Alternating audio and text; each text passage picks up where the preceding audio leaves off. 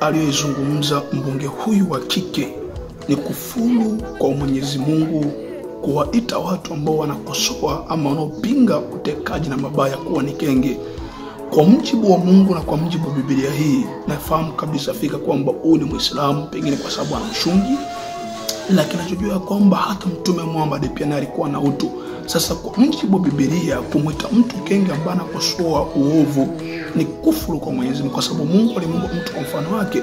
Tunawaita watu majina kadha wa kadha, pengine wanaofanana tabia, lakini si mtu ambaye anayekwambia ukweli na ambaye anaramikia kitu ambacho kipo kabisa.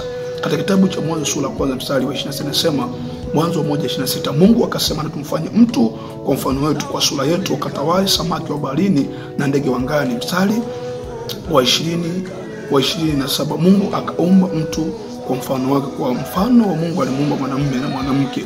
Akamuumba Mungu kwa mfano wake, mwanamume na mwanamke. Sasa hii kauli ya huyu mbunge anawaita watu kenge wanakosoa maovu, ni wazi ya kwamba anafanya kufuru kwa Mwenyezi Mungu. Na bila shaka hata kama pengine hata kana mamlaka hiyo, lakini afahamu ya kwamba yeye kwa atakavyokuwa anaonywa na jamii na watu wanaoongoza, hata kama ni bunge la jimboni kwake, bado watakuwa wana imani, watajua tu kwamba mtu huyu huenda akawa pengine akawa na mawazo ama kana mtazamo ambao unakuwa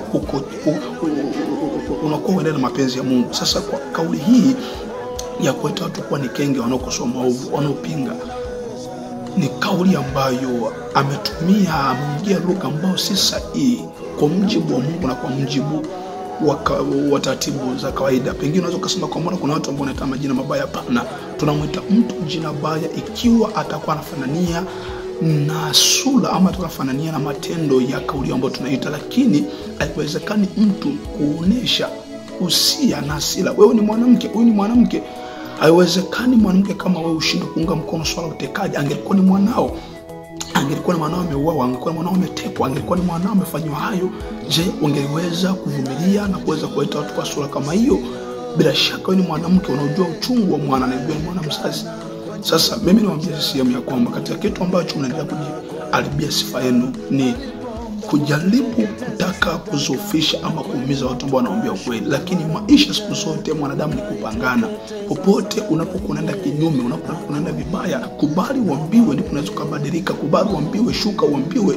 Unaposhuka ndipo Mungu anaweza kusafisha. Lakini si kutumia njia ya watu wanaokuambia ukweli kwa kuchukulia hatua na kuwafanya mabaya pengine ambao wanajua. Hayo sio tatuzi, sio ufumbuzi, sio ufumbuzi wa kutafuta suluhisho. Tunataka kutafuta njia. Tunapotaka kutafuta kutengeneza taifa letu na nchi yetu, popote mtu yote anaweza kuambia ukweli, jaribu kushuka na ujaribu kubadilika, basi mambo mengine yaendelee. Sasa nikusomea kitabu cha Matendo ya Mitume, Matendo ya Mitume sura ya Matendo ya Mitume wa kwanza sura 13 mstari wa kwanza nasema, japosema kwa lugha za wanadamu na za malaika, kama sina upendo mimi si kitu. Mimi nimekuwa shahidi na upatu uvumao. Tena nijapokuwa na unabii na kujua siri zote na maarifa yote, nijaposema kwa imani timilifu kiasi cha kuweza kuhamisha milima, kama sina upendo mimi si kitu. Tena nikitoa mwili wangu nikitoa mwili wangu niungue, kama sina upendo si kitu. Tena nikitoa mali zangu kwa maskini, kama sina upendo haifaidi kitu. Upendo huvumilia, ufadhili. Upendo hautakabari, haujivuni, haukosi kuwa na adabu, hautafuti mambo yake, hauoni uchungu, hauhesabu mabaya, haufurahii udhalimu, haufurahii uzaimbali, ufurahia pamoja na kweli, hauvumilii yote, hauamini yote, hautumaini yote, haustahimili yote. Upendo haupunguki neno wakati wote, hauvumilii udhalimu. Upendo ni nini? Mtu yote anayekwambia makosa ndiye anayekupenda. Kwa mjibu wa neno la kitabu cha Matendo ya Mitume sura 13, Matendo ya Mitume wa kwanza sura 13 mstari wa kwanza inasema, upendo hauvumilii mabaya, hausudu, hauvumilii udhalimu. Upendo anasema kama nikitoa mali zangu niungue, kama sina upendo sio kitu. Kwa hiyo mtu yote ambaye anataka kupongeza, pengine mtu yote ambaye ana nafasi yote ile anakupongeza katika mambo unayofanya, hata kama ni mabaya, huyo akupendi.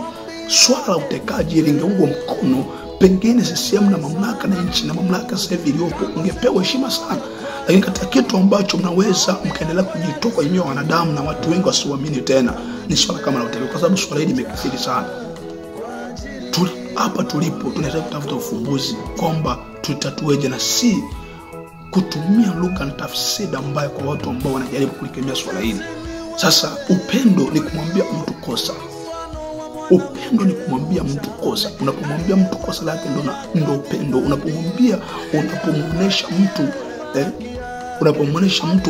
Unapomwonyesha mtu jambo ambalo anaweza kalifanya kumsababisha madhara sasa hivi ama baada ya maisha haya, hapo unakuwa unampenda, kwa sababu mwisho wa siku anaweza kaja akapotea, anaweza kaja akaumia, akakulaumu kwamba kwa nini kuniambia mazingira yale.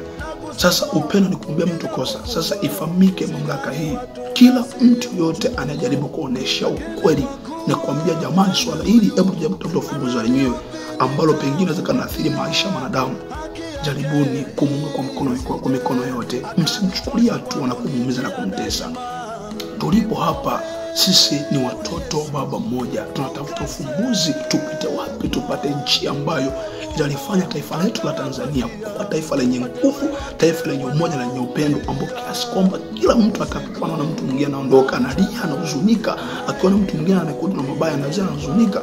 Lakini swala kufika mahali watu wanaishi kwa hofu kubwa, watu wanatekwa, watu wanauawa kwa vitu ambavyo vinakuwa, hapana. Niwaambie mamlaka, badilisheni mtazamo na sura mbaya. Sasa mbunge huyu wa kike amekosea sana kutumia kauli ya aina hiyo. Mimi niseme kwa hayo, jaribuni kuyasikiliza na mkajengwe, yafanyeni kazi yaweze kuleta ufumbuzi juu ya taifa letu. Hatuna chuki na mtu, kuongea haya ni nia ya kuepusha na madhara ambayo atakuta baada ya maisha haya ama kabla ya maisha haya. Kila kitu kina malipo. Yesu mwenyewe atamlipa kila mtu sawa na maisha aliyoishi. Natakie utekelezaji mwema na usikivu mwema.